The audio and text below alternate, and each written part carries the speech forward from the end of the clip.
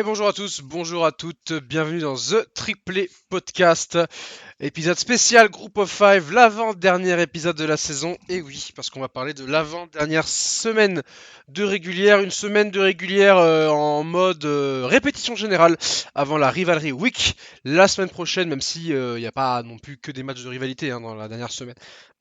Également dans le Group of Five. En tout cas, l'étau se resserre, les prétendants aux playoffs aussi. Mais il n'y a pas eu tant de changements que ça, on verra. Hein. On fera un grand tunnel en fin d'épisode sur les scénarios pour les finales de conférence. Mais ça n'a pas été une semaine super animée avec beaucoup de chaos. On va dire que ceux qui devaient gagner ont gagné globalement, pas tous, mais globalement. Allez, on va commencer tout de suite avec l'American, forcément. L'American qui avait une petite tradition depuis quelques semaines, à savoir que que la meilleure équipe classée de l'American perdait tout le temps. La semaine qui suivait son classement, on a eu Memphis, on a eu South Florida, on a eu Tulane. Mais cette semaine, non, Tulane a tenu son rang. Tulane se déplaçait du côté de Philadelphie face à Temple et Tulane l'a emporté 37-13. Victoire facile honnêtement face aux Hawks. Il y avait 20 à 7 à la mi-temps et le duo Retzlaff-McClure a bien fonctionné. Hein. Le quarterback Jack Retzlaff termine avec 231 yards et 2 touchdowns sans aucune interception, tandis que le running back Jamory McClure termine lui avec 122 yards au sol. La défense de la Green Wave aura également provoqué un fumble et le temps de possession de Tulane est de 35 minutes. Tulane qui a donc fait un match très sérieux face à Temple, qui a outscoré Temple dans tous les cartons et qui n'a même encaissé aucun point dans le deuxième et dans le troisième, et donc une victoire 37-13 qui permet à Tulane d'être en pole position pour aller en finale de conférence. Autre équipe qui était en position pour la finale de conférence et qui l'est toujours à l'heure où l'on parle, North Texas qui se déplaçait à Rice, qui l'a emporté 56-24, très très grosse démonstration offensive de North Texas et notamment du trident offensif Drew Mestemaker, Caleb Hawkins et surtout Wyatt Young. Le jeune quarterback a lancé pour 469 yards et 3 touchdowns. Le running back a couru pour 97 yards et 3 touchdowns. Et donc surtout la star du match a été le receveur Wyatt Young. Donc 295 yards en 8 réceptions et 2 touchdowns. Ça a été un feu d'artifice du côté du Mean Green qui ont vraiment roulé sur Rice. Aucun turnover des deux côtés hein, et l'attaque de North Texas a tout simplement été plus explosive et efficace, marquant sur quasiment tout leur drive. Là où Rice a eu plus de difficultés, surtout à partir du deuxième quart-temps. North Texas qui se place bien pour la finale de conférence et qui continue de prouver semaine après semaine que son attaque est l'une des plus intéressantes du groupe of 5. Il faudra voir si ces trois joueurs qui vont encore des années d'éligibilité à donner seront encore à North Texas l'année prochaine, puisqu'il y avait beaucoup de commentaires pendant le match, parfois même par les commentateurs eux-mêmes, qui n'arrêtaient pas de faire des suppositions sur les destinations potentielles de ces trois joueurs via le portail des transferts. C'est un petit peu ça qui est triste. Avec le nouveau college football, les joueurs ne font plus leur carrière dans le même programme et on se rapproche un peu plus d'un modèle à l'européenne où les petits clubs fournissent après les grosses équipes de leurs meilleurs talents. On verra si ces trois joueurs-là seront encore sous le beau maillot vert fluo de North Texas. Mais en attendant, ils ont une finale de conférence à aller chercher. Et honnêtement, ils ont tout en leur, ils ont leur destin entre leurs mains pour cela.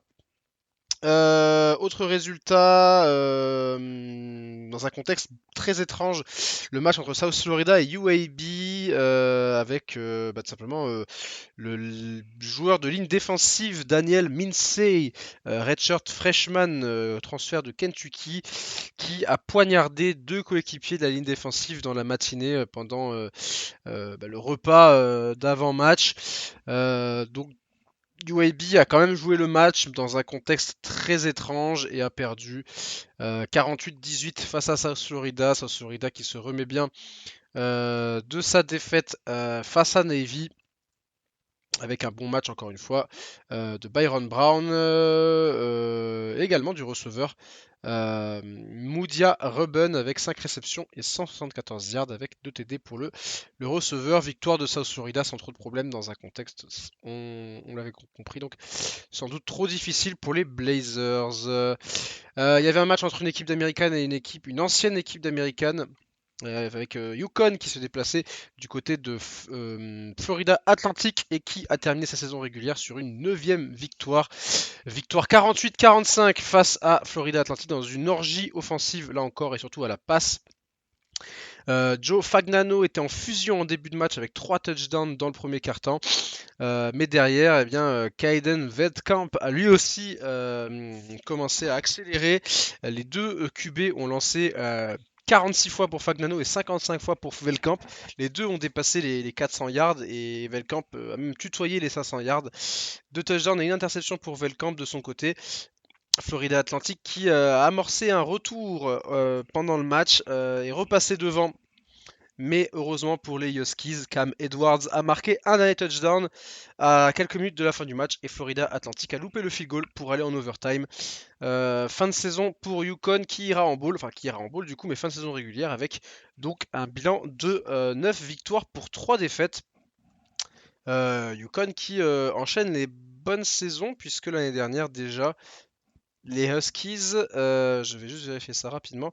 L'année dernière, déjà, les Huskies avaient aussi atteint les 9 victoires après la saison régulière. On passe maintenant à UTSA qui a mis fin tout simplement aux rêves, aux espoirs d'East Carolina. UTSA ne fait pas une grande saison, mais ils auront vraiment joué un rôle en American. Les déplacements à l'Alamo Dome sont dangereux et après la Green Wave il y a quelques semaines de cela, ce sont les Pirates d'East Carolina qui sont tombés. Très gros match du quarterback Owen McCown, 248 yards, mais surtout 5 touchdowns à la passe. La défense a également provoqué 3 turnovers et Katin Hauser, le QB de East Carolina, n'a pas réussi à suivre le rythme infernal de son vis-à-vis. Avec cette défaite, East Carolina peut dire adieu à la finale de conférence et donc également aux playoffs. Alors même si les chances étaient minces, elles avaient le mérite d'exister. Maintenant, c'est quasiment impossible pour East Carolina d'atteindre la finale de conférence. La défaite face à UTSA a fait du mal. UTSA qui va aussi donc se qualifier en bowl puisque c'était la 6e victoire cette saison pour les Roadrunners qui peuvent finir sur une bonne note avec 7 victoires en cas de victoire la semaine prochaine, enfin du coup cette semaine. Voilà pour ce résultat, donc East Carolina qui déçoit et qui tombe là aussi à UTSA. UTSA qui est sur une série de victoires à domicile qui avait perdu en début de saison face à Texas Tech, mais qui depuis est intraitable à la maison. Et je crois d'ailleurs que dans les matchs de conférence, ils sont vraiment injouables, tout simplement.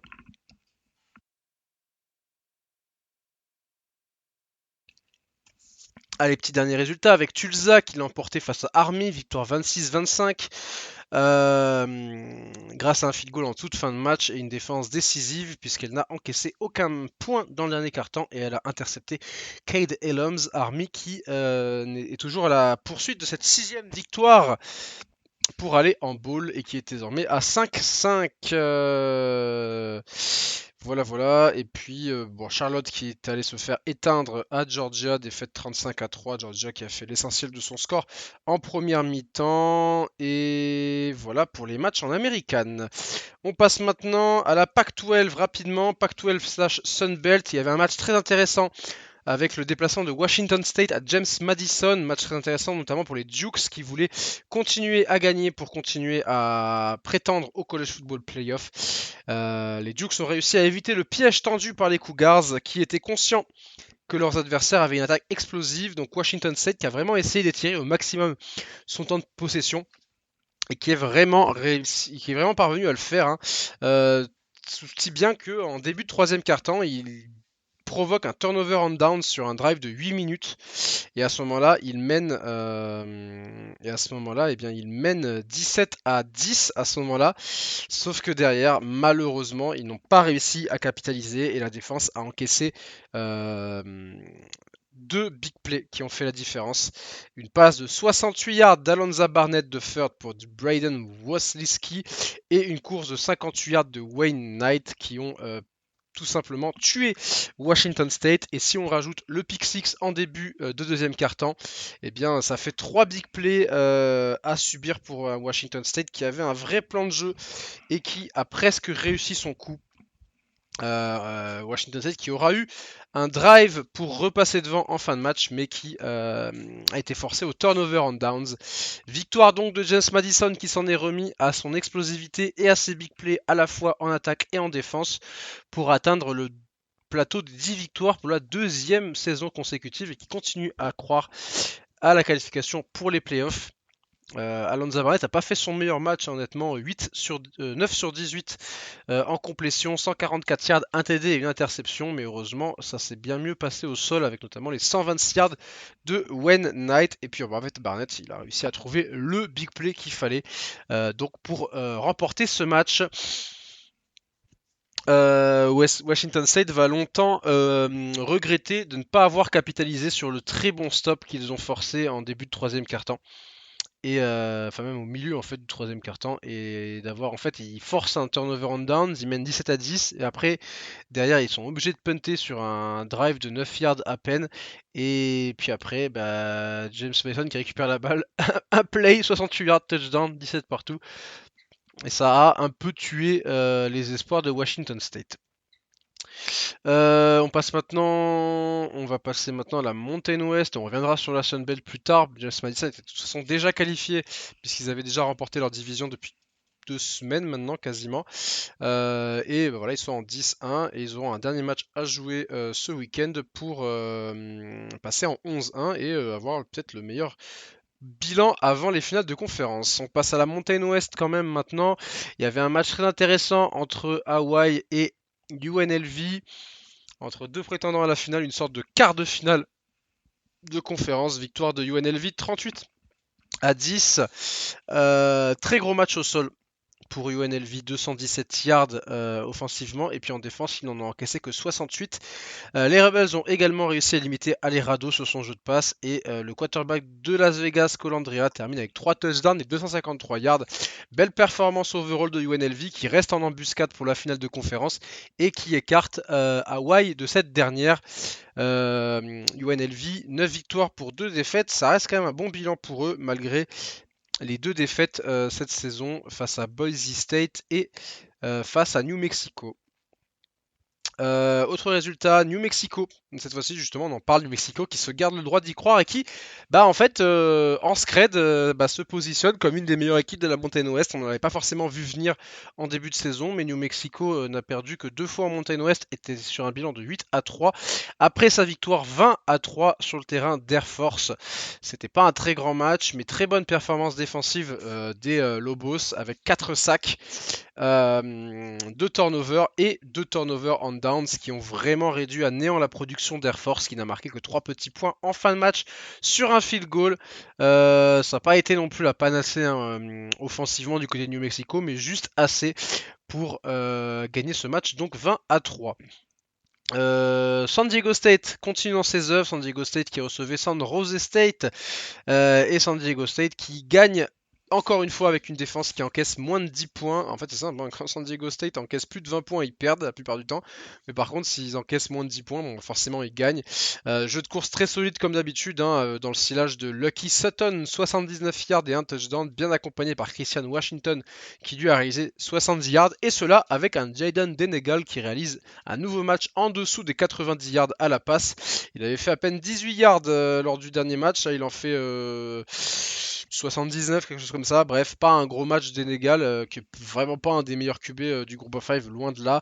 Mais voilà, San Diego State a une excellente défense. Denegal ne produit pas de turnover. Et en face, par contre, voilà, la défense de San Diego State, c'est 2 interceptions sur ce match-là, 2 turnovers on downs. Et un jeu de course qui permet de contrôler le match sans aucun problème et de l'emporter 25-3. San Diego State en pole position pour la finale de conférence. Autre match intéressant en Mountain West pour pareil, cette fameuse finale de conférence avec Boise State qui renoue après avec la victoire contre Colorado State après 2 défaites de suite. Première victoire de Max Cutfort en tant que QB titulaire puisque Madux Madsen est toujours blessé. La défense des Broncos a provoqué 4 turnovers et le jeu au sol a roulé sur le match avec un Sir Gaines à 149 yards et 2 touchdowns. Le quarterback Cutforce n'a pas lancé d'interception et a dépassé les 200 yards pour la première fois de sa carrière. Voilà pour cette victoire donc de Boise State 49-21 face à Colorado State, sachant qu'en plus ils prennent 14 points dans le dernier quart-temps, donc honnêtement très très bon match de la part des Broncos face à un Colorado State qui fait vraiment pas une bonne saison et qui n'a même pas eu de petite réaction après l'éviction de son coach Jay Norvell. Il n'y a même pas eu de réaction de la part des joueurs, une petite victoire post licenciement. Bref, une saison à oublier jusqu'au bout pour les Rams. Et puis c'était le résultat un petit peu surprise avec Utah State qui l'emporte à Fresno State et qui écarte les Bulldogs de la finale de conférence. Utah State qui l'emporte 28-17 sur le terrain donc de Fresno State. Les Aggies se qualifient pour les bowls et termine quasiment la saison de Fresno State qui ne pourra viser eux qu'un bowl. Voilà. Dernier carton horrible avec un 14-0 encaissé et un dernier drive qui ne mènera nulle part. Pourtant ils avaient intercepté juste avant pour s'autoriser de l'espoir pour remporter le match, mais l'efficacité n'a pas été au rendez-vous. En revanche, un homme a été efficace, c'est le quarterback backup gadget player ultime Anthony Garcia. Anthony Garcia cette saison c'est 6 passes complété sur 6, 4 touchdowns et 79 yards. Ils le font rentrer en fait dans des compos, enfin c'est pas des compos qu'on dit au foot américain, c'est des des formations, voilà je cherchais le mot, des formations à double QB. Et très souvent, du coup, forcément, c'est du trick play. C'est Bryson Barnes, le QB titulaire, qui fait une passe pour Anthony Garcia, qui est en position de screen, mais du coup, qui lance ensuite sur un receveur qui s'est échappé. C'est Bryson Barnes qui laisse son running back prendre le snap, qui part sur la droite. Le running back passe sur la gauche, donne la balle à Anthony Garcia, qui ensuite envoie à Bryson Barnes, qui est seul sur le côté. Voilà, je vous ai décrit les 2 touchdowns d'Anthony Garcia sur ce match-là. Anthony Garcia qui rentre pour 2 trick plays qui ont donné donc 2 touchdowns à la passe, dont un donc pour le QB titulaire Bryson Barnes. Garcia donc coutumé du fait, comme je le disais, 6 passes cette saison pour 4 TD. C'est un gadget player absolument efficace du côté de Utah State qui se qualifie donc en bowl. Bryson Barnes qui lui a aussi couru 23 fois pour 113 yards. Et donc Utah State, grâce à toutes ces petites sorcelleries avec le sorcier Garcia, qui remporte le match à Fresno State. Voilà, autre match avec la victoire de Nevada face à Wyoming, victoire 13-7.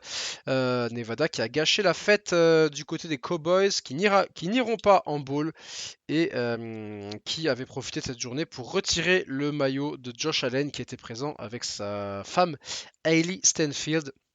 Ça n'a pas porté chance malheureusement aux Cowboys qui échouent face à Nevada, pourtant la pire équipe de la Mountain West. Voilà pour une Mountain West donc où Hawaii et Fresno State sont hors jeu et on va donc avoir une lutte à 4 avec San Diego State, Boise State, UNLV et New Mexico. On passe maintenant à la MAC avec Western Michigan qui prend une vraie option pour la finale de conférence, victoire 35-19 à Northern Illinois, même si le quarterback Brock Lowry n'a lancé que pour 32 yards. Cela n'a pas empêché Western Michigan de l'emporter. La performance collective au sol a été exceptionnelle avec 361 yards et 5 touchdowns.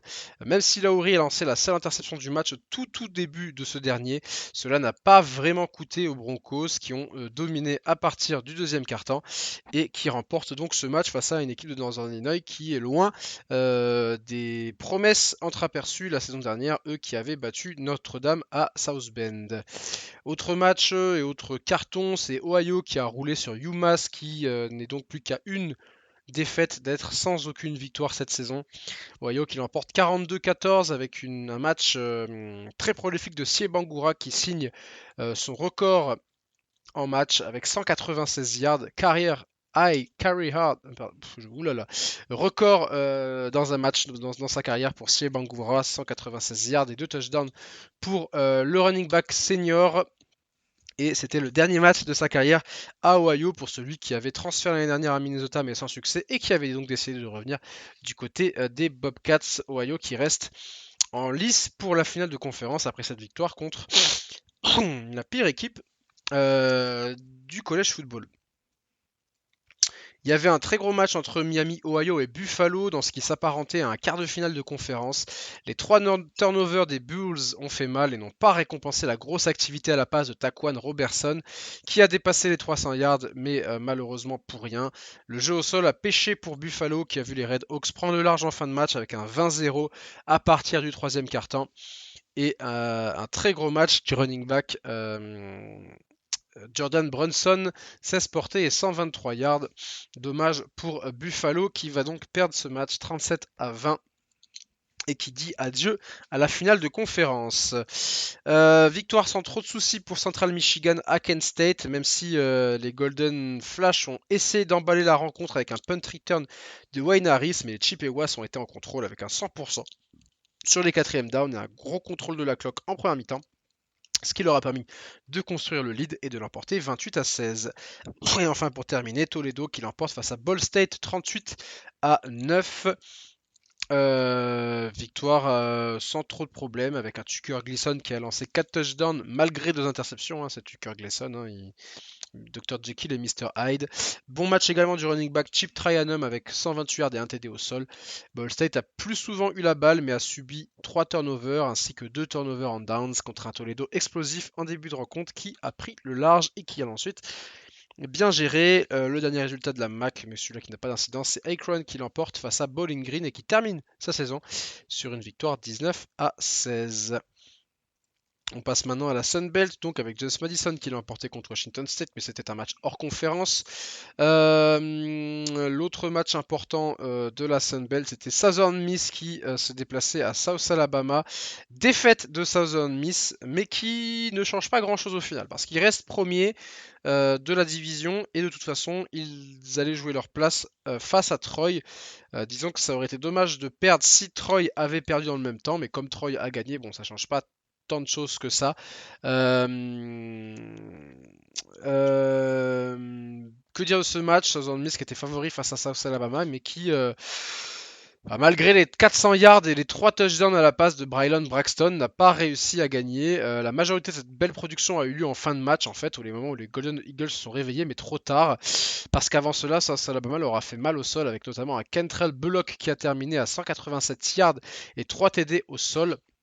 Et surtout son touchdown de 64 yards en fin de match au moment où les Golden Eagles commençaient à revenir, à marquer, à mettre des stops. Ce touchdown de 64 yards a enterré les espoirs de Southern Miss qui échoue à 7 points de South Alabama. Il leur manquait un drive, un drive de plus, mais malheureusement le fait de ne pas avoir pu stopper Bullock sur cette course de 64 yards a fait que ça a étiré le nombre de drives nécessaires pour égaliser, et donc Southern Miss qui perd 42-35 face à South Alabama et qui, bon, de toute façon, avant ce match, quoi qu'il arrive, il y avait un match décisif contre Troy.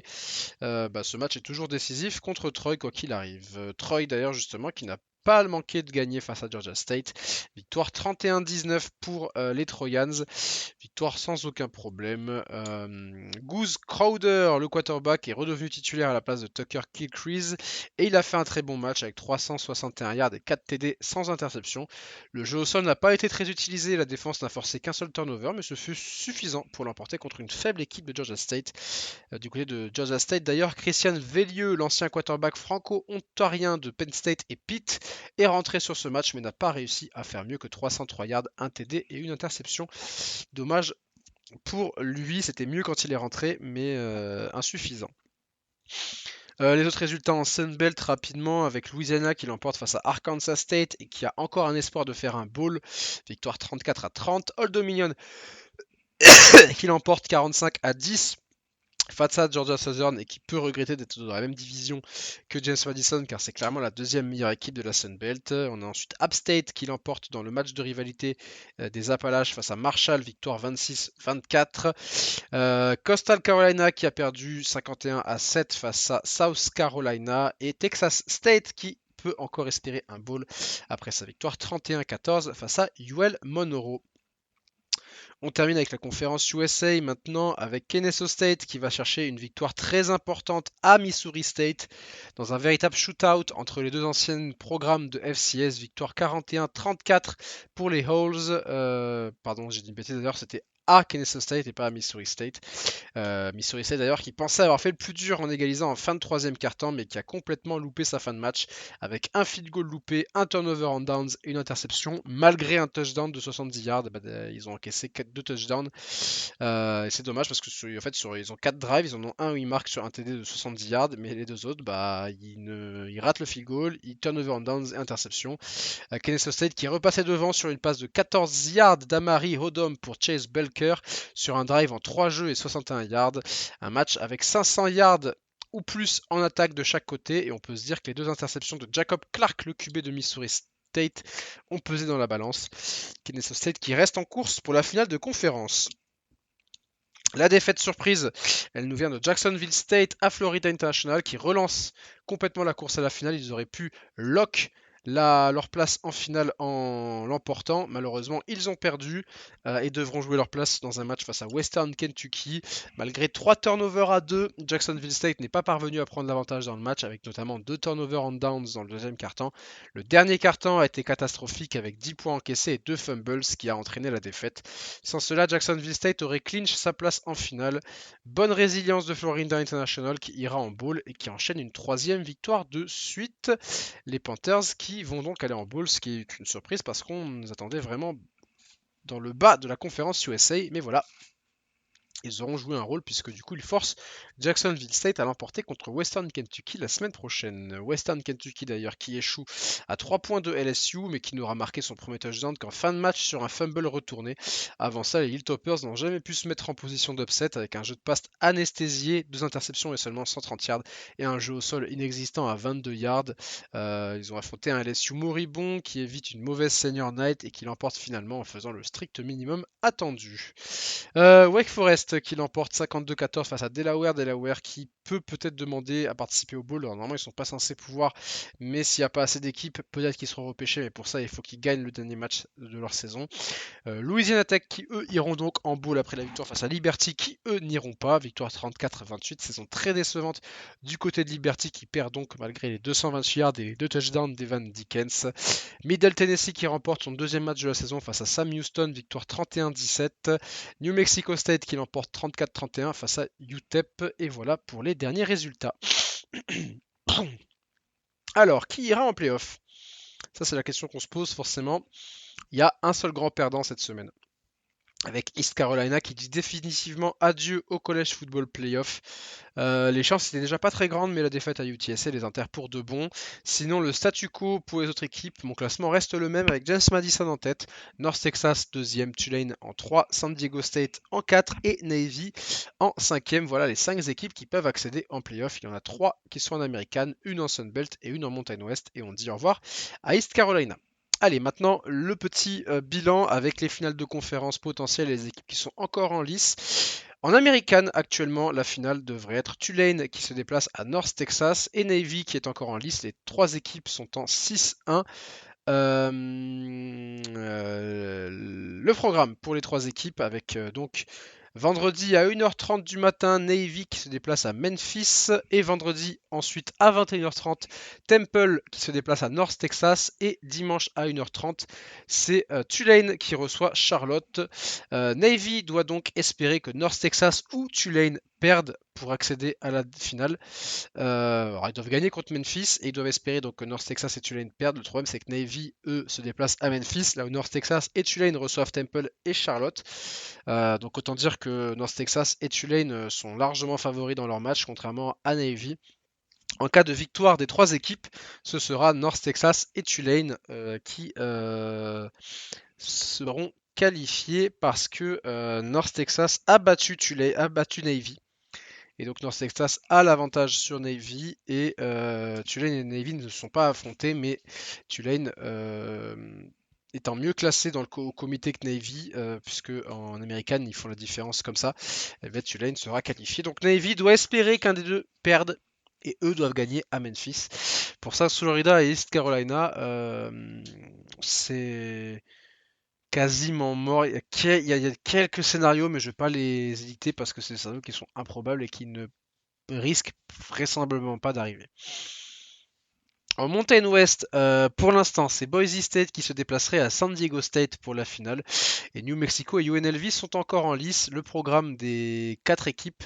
Vendredi à 21h30, New Mexico reçoit San Diego State. Voilà, dans un très gros match.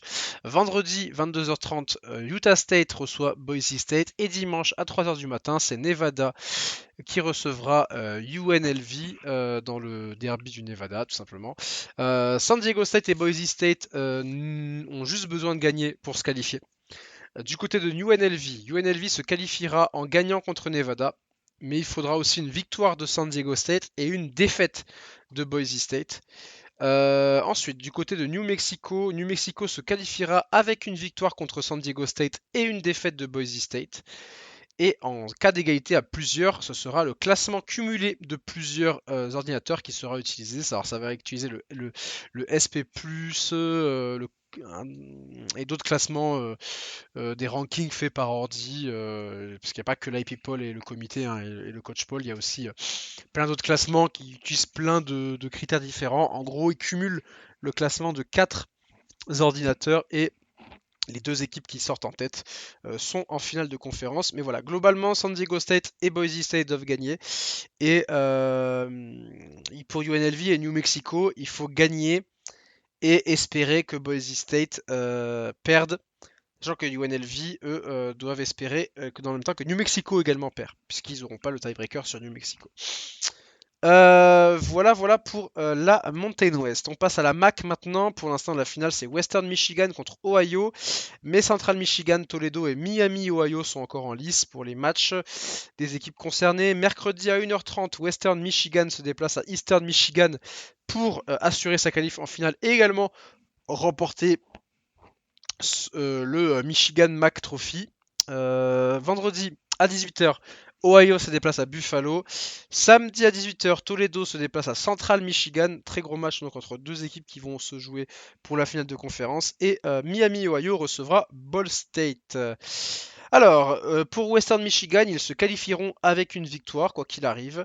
Miami, Ohio, eux, doivent gagner et se retrouver dans une égalité à 3 avec Ohio, Central Michigan ou Toledo.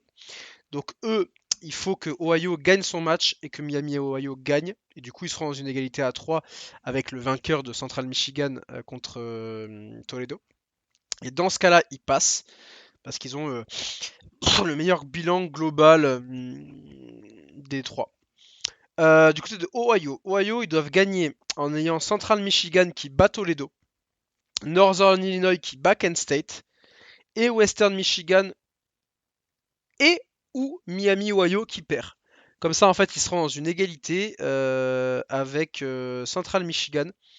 Et comme on prend en fait le strength of schedule de la conférence de ce que tu as affronté, ils seront devant. Mais voilà, beaucoup de scénarios pour qu'Ohio aille en finale de conférence. Alors actuellement, c'est eux qui y sont, mais en fait, comme il y a des matchs qui n'ont pas encore été joués, ils risquent de sortir de cette finale de conférence. Donc pour l'instant, voilà comment ça se passe du côté d'Ohio.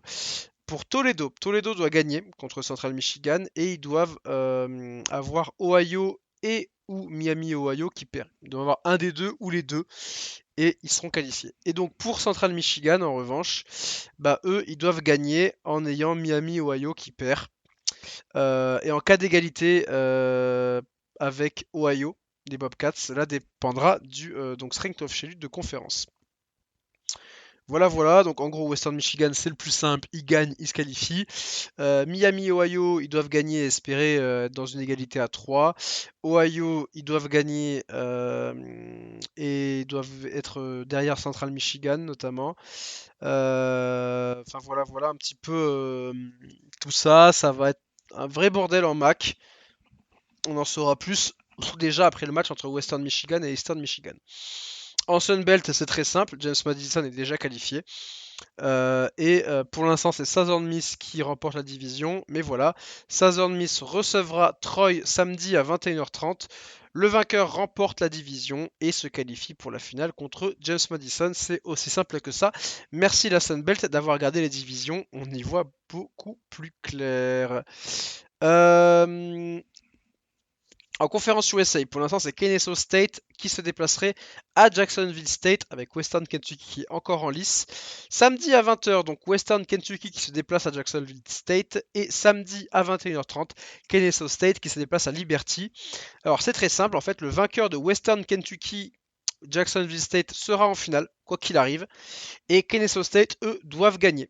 Si Kennesaw State gagne, ils sont en finale quoi qu'il arrive et ils affronteront le vainqueur de Western Kentucky Jacksonville State. Et en cas de défaite, ils doivent espérer une défaite de Western Kentucky et ils seront départagés avec un classement cumulé de plusieurs ordinateurs là encore. Parce qu'en fait, si ils perdent, si Kennesaw State perd et que Jacksonville State perd, ils sont à égalité. Mais voilà, Jacksonville State a battu Kennesaw State cette année, donc ils seront devant. Missouri State n'est pas dans l'équation parce que Missouri State est inéligible à la finale de conférence. Donc voilà comment ça se passerait. Voilà, voilà, donc je vous ai parlé un peu des matchs à suivre pour les finales de conférence. C'est un gros blog, j'espère que vous comprendrez. On en reparlera peut-être un peu sur Twitter en plus largement. Les autres matchs à suivre, là, sont des matchs où le vainqueur peut accéder au bowl. Samedi à 19h, Delaware qui reçoit UTEP. Delaware qui peut gagner, être en 6-6, donc pour une première saison à FBS déjà, félicitations, et peut-être avoir une dérogation pour participer à un bowl.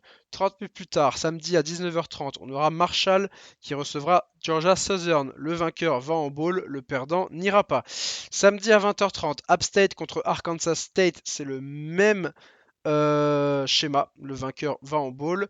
Samedi à 21h, Louisiana contre UL Monroe, la rivalité du Bayou. Louisiana doit gagner pour aller en bowl. Et Texas State reçoit South Alabama. Là, c'est pareil. Texas State gagne et ils vont en bowl. Samedi à 21h30, on a Army qui se déplace à UTSA pour accrocher un bowl. Et UTSA pour accrocher une 7ème victoire.